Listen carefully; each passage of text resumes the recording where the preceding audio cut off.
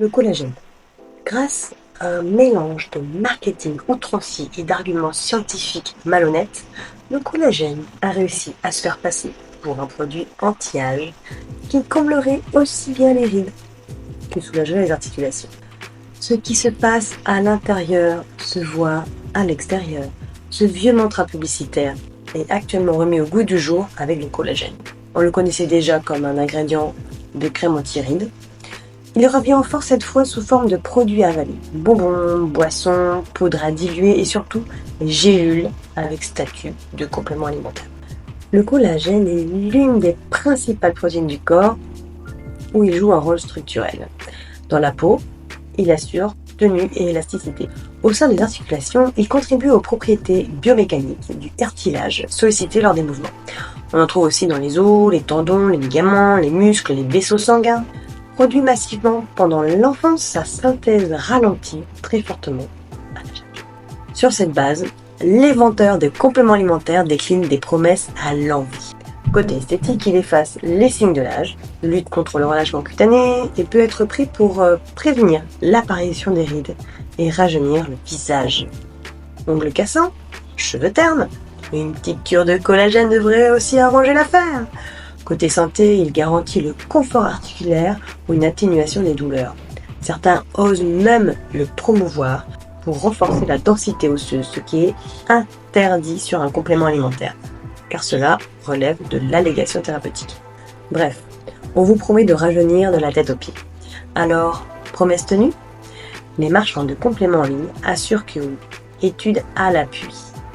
Je leur ai demandé de me fournir ces études. Aucun résultat.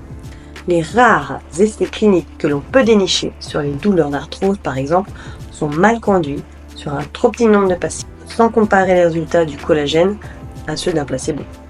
Malgré cela, certains produits affichent la mention « recommandé par le rhumatologue ». On ne sait pas lequel. En tout cas, pas le président d'honneur de la Société française de rhumatologie. Le professeur Francis Verenhaum dit qu'il n'y a aucune preuve que ça marche. Et surtout, il n'y a aucune raison que ça marche.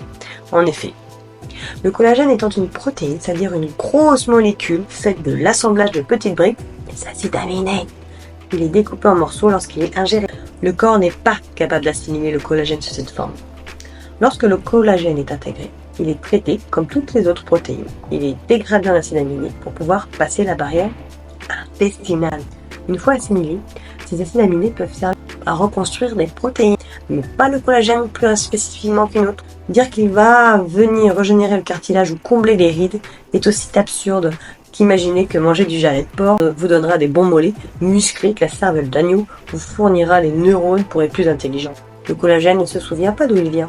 Pour imposer le collagène comme un produit désirable et efficace, les marchands de compléments alimentaires multiplient les manœuvres. Les vendeurs ne lésinent devant aucun détournement du langage scientifique.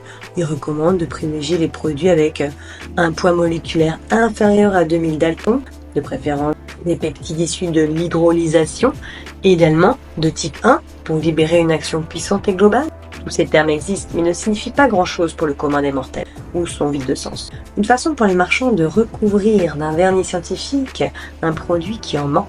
Quand vous tapez « meilleur collagène » dans Google, vous êtes rapidement dirigé sur des sites presse comme BFM TV, 20 minutes ou Le Point, qui proposent des comparatifs à l'apparence sérieuse, mais sont en réalité des placements de produits rédigés par des auteurs extérieurs aux journaux. Une façon pour les marchands d'acheter de la crédibilité. Certains sites affichent carrément des références qui sont pure invention, comme ce prétendu certificat de conformité établi par la Direction générale de la sécurité sanitaire des produits alimentaires français. La Direction générale de l'alimentation existe bien. L'Agence nationale de sécurité sanitaire de l'alimentation, aussi. Mais la Direction générale de sécurité sanitaire des produits alimentaires française n'existe pas. Cette certification est une affabulation. Le même vendeur de collagène se targue de fournir son produit pour un essai clinique dans le prestigieux hôpital Georges Pompidou à Paris. Un essai dont je n'ai trouvé trace. Le service de presse de l'hôpital m'a confirmé qu'il n'y avait pas d'essai clinique avec du collagène en cours. Une collaboration inventée de toutes pièces. Donc collagène ou pas collagène ?